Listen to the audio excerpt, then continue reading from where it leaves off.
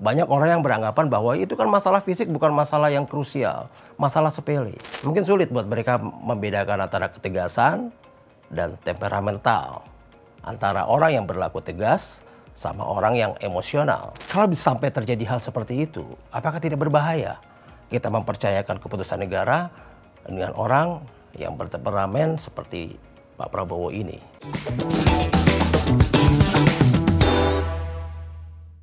Halo guys, ketemu lagi di Open Your Mind. Hari ini saya teringat dengan satu pepatah lama nih. Dalam tubuh yang sehat terdapat jiwa yang kuat. Ya tentu saja kita menginginkan tubuh kita selalu sehat supaya jiwa kita kuat. Nah itu pula yang kita harapkan terhadap para pemimpin kita.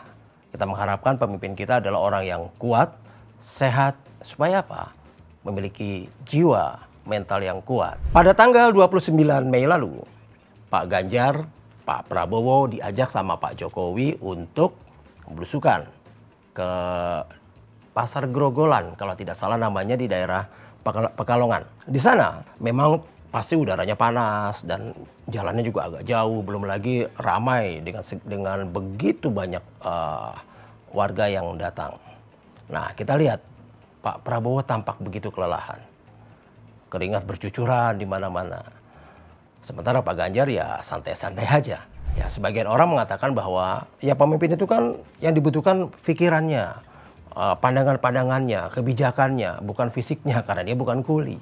Tapi bagaimana orang akan bisa berpikir sehat, berpikir jernih kalau fisiknya saja tidak sehat? Kepala kita pusing aja sudah marah-marah. Perut kita sakit, mana bisa kita berpikir? Jalan kita susah, bagaimana mungkin kita bisa mengarahkan yang lain untuk berjalan bersama kita? Menurut saya, banyak orang yang beranggapan bahwa itu kan masalah fisik, bukan masalah yang krusial, masalah sepele. Tapi lihat, Abdurrahman Wahid, Gus Dur dulu disingkirkan, dilengserkan dengan alasan kesehatan. Tapi menurut saya, sebagai seorang presiden, tentunya kita ingin kesempurnaan, baik fisik, mental, dan pikiran. Lalu kita lihat nih, kenapa ya belakangan ini Pak Prabowo begitu sulit membuat personal branding? Dia semula sudah berusaha tuh mengikuti Pak Jokowi kemana-mana dengan tujuannya tentu saja untuk mengambil irisan dari para pendukung Jokowi. Gimana caranya mendapatkan simpati dan meyakinkan para pendukung Jokowi bahwa memang Pak Prabowo akan mendukung keberlanjutan. Tapi menurut saya akan sulit untuk membuat personal branding yang baik karena dosa-dosa masa lalu. Meskipun sudah dicoba untuk mencucinya dengan menggunakan Budiman Sujatmiko, tapi menurut saya gagal.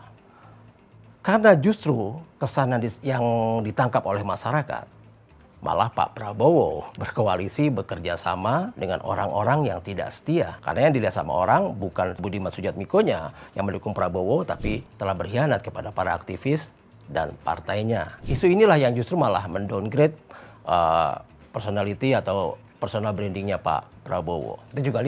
Kita juga tahu sejak pemilu-pemilu sebelumnya betapa Pak Prabowo juga punya temperamen yang tinggi, mudah marah, mudah tersinggung, bahkan di tempat umum. Bagaimana beliau menggebuk meja di podium yang begitu viralnya, melempar handphone, dan begitu banyak kejadian-kejadian yang mengindikasikan memang beliau sangat temperamental. Tapi para pendukungnya bilang bahwa itu adalah bagian dari ketegasan. Mungkin sulit buat mereka membedakan antara ketegasan dan temperamental, antara orang yang berlaku tegas sama orang yang emosional. Belum lama kita juga mendengar pendapat Ibu Yeni yang mengatakan bahwa setiap presiden punya waktunya, setiap waktu punya presidennya. Lalu membahaslah sederetan presiden kita, sampai tiba ke Pak Prabowo yang katanya kita membutuhkan presiden seperti Pak Prabowo karena ada kemungkinan akan terjadi ketegangan di Selat Taiwan, ya, Taiwan Strait itu. Justru malah menurut saya, kalau sampai terjadi hal seperti itu, apakah tidak berbahaya kita mempercayakan keputusan negara dengan orang yang bertemperamen seperti Pak Prabowo ini? Apakah dia akan bisa mengambil keputusan yang bijaksana? Bukan hanya berdasarkan emosi semata. Nah, jadi kalaupun menurut saya kita tidak membahas tentang dosa-dosa masa lalunya, saya rasa secara personality, secara personal branding sulit buat kita untuk mempercayakan negara kita kepada Pak Prabowo. Karena menurut saya yang sudah dilakukan oleh Pak Jokowi ini sudah luar biasa. Bagaimana sekarang ini negara kita sudah berkembang menuju ke arah industrialisasi yang begitu baik. Ibarat sekolah, kita harus sampai ke level berikutnya. Kalau hanya mengandalkan popularitas, mengandalkan cerita-cerita masa lalu, kenangan-kenangan masa lalu, bagaimana kita bisa mencapai kelas berikutnya. Dan perlu diingat, Pak Prabowo saat negara kita krisis tahun 98, ketika Indonesia terpuruk, krisis dan segala macam kerusuhan, kita tidak membahas kesalahan beliau soal aktivis dan sebagainya. Tapi kita lihat Pak Prabowo pergi ke luar negeri di saat negara kita mengalami krisis di dalam negeri. Lalu begitu keadaan mulai membaik, semua sudah mulai terkendali, beliau balik lagi. Lalu tiba-tiba beliau mengatakan beliau selalu berada di bawah merah putih. Bahkan TNI, lebih TNI dari TNI. Hal-hal seperti ini harusnya bisa kita lihat dengan lebih jernih. Bahwa bukan hanya soal dukung-mendukung saja.